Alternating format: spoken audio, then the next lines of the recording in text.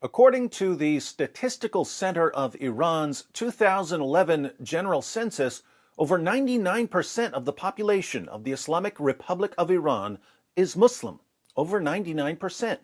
And yet, we keep reading comments like this.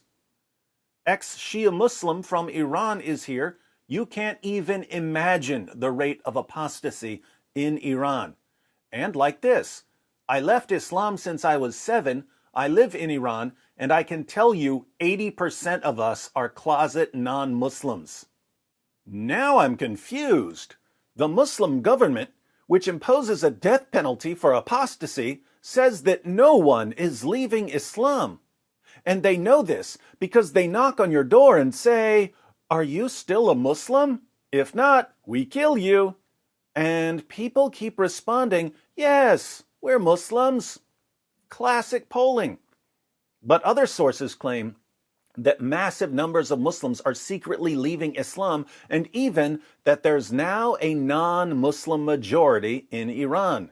So, who's right and who's stupid?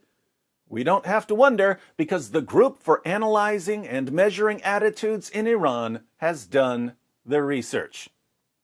Iran's census claims that 99.5% of the population are Muslim, a figure that hides the state's active hostility toward irreligiosity, conversion, and unrecognized religious minorities.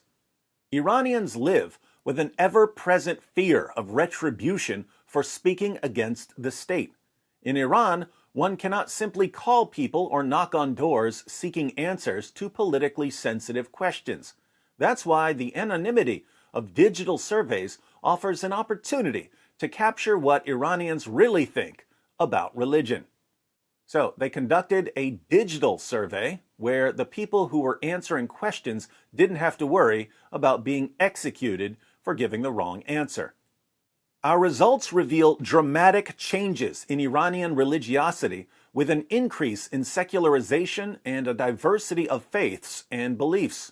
Compared with Iran's 99.5% census figure, we found that only 40% identified as Muslim. Only 40% identified as Muslim. This means that non-Muslims, and possibly even ex-Muslims, are now the majority in Iran. In contrast with state propaganda that portrays Iran as a Shia nation, only 32% explicitly identified as such, while 5% said they were Sunni Muslim and 3% Sufi Muslim. Another 9% said they were atheists, along with 7% who prefer the label of spirituality. Among the other selected religions, 8% said they were Zoroastrians, which we interpret as a reflection of Persian nationalism and a desire for an alternative to Islam rather than strict adherence to the Zoroastrian faith, while 1.5% said they were Christian.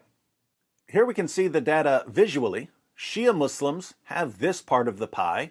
Sunni Muslims have this part of the pie. Sufi Muslims have this part of the pie. Islam doesn't even get half the pie. Most Iranians, 78%, believe in God, but only 37% believe in life after death, and only 30% believe in heaven and hell. In line with other anthropological research, a quarter of our respondents said they believed in jinns or genies. Around 20% said they did not believe in any of the options, including God. These numbers demonstrate that a general process of secularization known to encourage religious diversity is taking place in Iran. An overwhelming majority, 90%, described themselves as hailing from believing or practicing religious families. Yet 47% reported losing their religion in their lifetime, and 6% said they changed from one religious orientation to another. Younger people reported higher levels of irreligiosity and conversion to Christianity than older respondents. Needless to say, these figures are not good for Islam. A third said they occasionally drank alcohol in a country that legally enforces temperance. Over 60% said they did not perform the obligatory Muslim daily prayers, synchronous with a 2020 state-backed poll in which 60% reported not observing the fast during Ramadan, the majority due to being sick. My goodness, over half the population didn't fast during Ramadan? So, why aren't you guys fasting? Because we're all sick? Sounds like they all came down with a severe case of coronavirus, aka COVID-19. In comparison, in a comprehensive survey conducted in 1975, before the Islamic Revolution, over 80% said they always prayed and observed the fast. That is huge. Before the Islamic Revolution in Iran, before the mullahs took over the government, more than 80% of the population always performed their daily prayers and fasted during Ramadan. Now less than half the population performs their prayers and fasts. Something similar happened with ISIS. Once people saw what an authentic Islamic government looked like, they wanted no part of Islam. So, whether it's Shia Islam or Sunni Islam, the vast majority of people do not want to live under an authentic Islamic regime. When Muslims see Islam in all its blood-stained glory, they can't leave Islam fast enough. Great job, Iranian mullahs.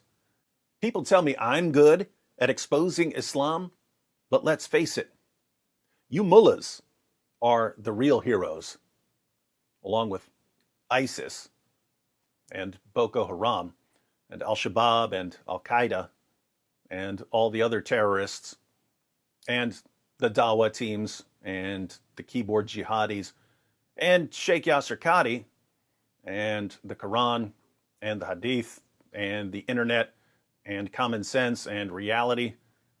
Wow, given the rate of Islam's collapse, seems like I'll soon need to find something else to talk about.